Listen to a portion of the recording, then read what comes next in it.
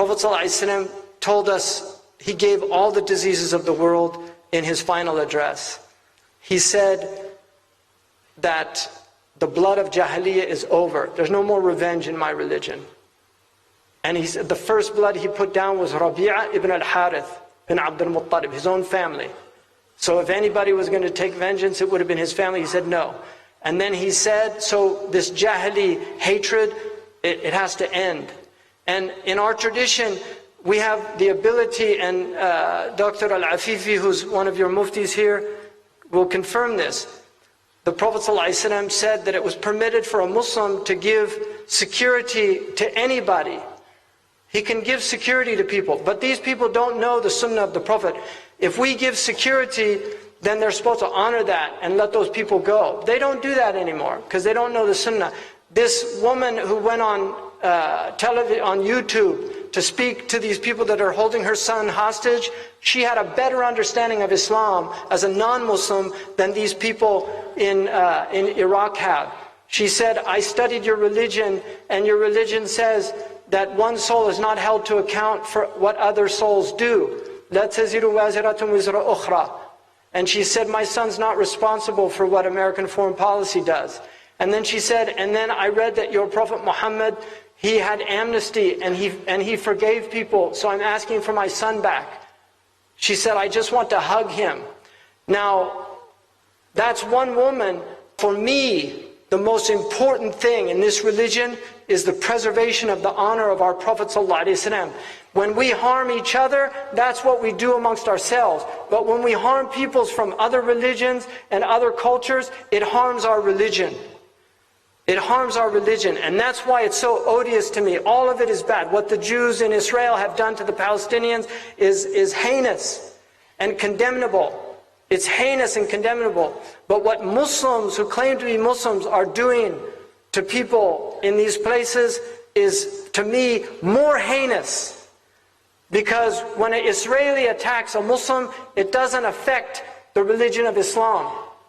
But when these people attack innocent people, it makes our Prophet, people think that his religion was a cruel religion. And I want to end with a quote by Amir Abdul Qadir al-Jazairi, one of the great Muslims of the 19th century who died in 1883. He said, when we think how few men of real religion there are, how small the numbers of defenders and champions of the truth, when one sees ignorant persons imagining that the principles of Islam are hardness, severity, extravagance, and barbarity, it is time to repeat these words. Sabrun jameel, wallahu musta'an. Beautiful patience, and our help is with God. You see what revolutions do. Look at the result of revolutions. And this is why our ulama for centuries have been against revolutions.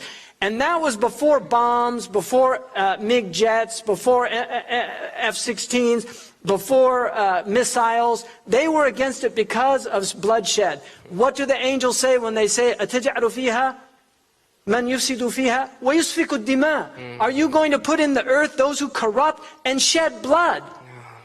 And in the hadith, in the ayah about Habil and Qabil, Cain and Abel, when he raises his hand, he said, مَا أَنَا بِبَاسِطٍ يَدَيَّ إِلَيْكَ لِيَقْتُلَكَ. I'm not going to raise my hand to kill you. إِنِّي أَخَافُ اللَّهَ رَبَّ الْعَالَمِينَ. I fear Allah.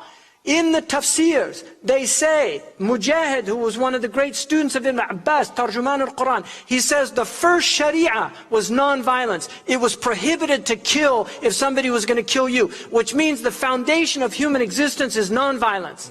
That it is a rukhsa to defend yourself. And in fact, Ibn Umar said it is permitted to let somebody kill you like Uthman, who could have defended himself, but he chose not to, because he was following the hadith of the Prophet. If you can be the Abdullah being killed, rather than the Abdullah killing, then be that. And that's why he's a shaheed, he has that maqam. So this spreading of violence around this globe is a demonic thing. It's from Iblis because he hates us. And Allah subhanahu wa ta'ala abtalana bi Iblis, but we know the tricks of Iblis. Islam, the great genius of our religion, and one of the great truths of our Prophet is that he came as a mercy to everyone. And this is why he created multi-ethnic, multicultural societies. He had all types of people. He had Persians, he had Romans, he had Africans, he had Arabs, he had all the different Arab tribes, and he brought them into a fraternity of rahmah. And he had Jews and Christians, and he honored them and treated them. When the Christians of Najran came, he honored them in his mosque. He spoke to them kindly. Allah said, وَجَادِلْهُمْ بِالَّتِي هِيَ أَحْسَنُ. Speak to them in a beautiful way. He was not a harsh person. He was a gentle person. But he created an open society.